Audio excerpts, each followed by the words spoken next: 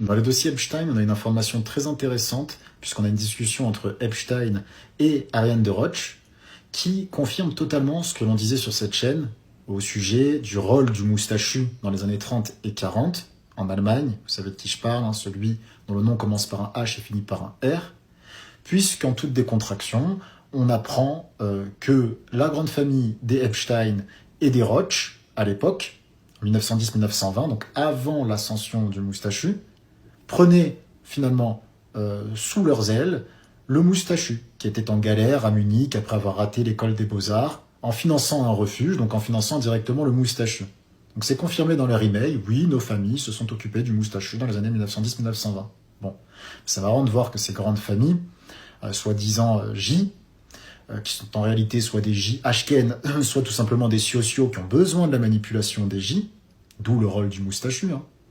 Je rappelle que c'est grâce, via son rôle qu'on a pu finalement créer l'État d'Israël en 1948. Bon, ce qui est marrant, c'est que, et on l'a dit sur cette chaîne, ça se corrobore totalement à plusieurs sources d'informations que je vais vous citer, donc je me les suis notées.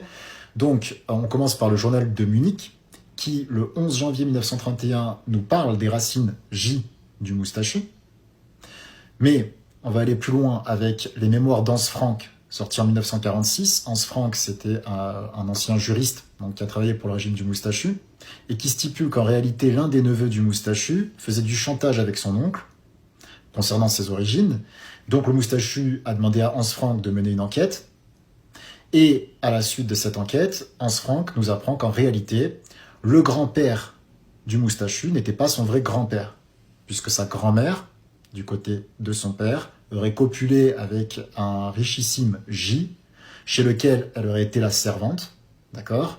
D'ailleurs, le nom du moustachu, donc qui commence par un H et qui finit par un R, lui a été donné qu'après la mort de son grand-père. Mais il n'a jamais reconnu son fils. Donc le grand-père du moustachu n'a jamais reconnu son fils, donc le père du moustachu, lors de son vivant. C'est intéressant. Très intéressant. On a également, donc je vous donne aussi la source suivante, à savoir Walter Charles Langer, qui était le psychanalyste, donc qui était quand même aux USA, qui rapportait finalement le portrait psychologique du moustachu pour l'OSS.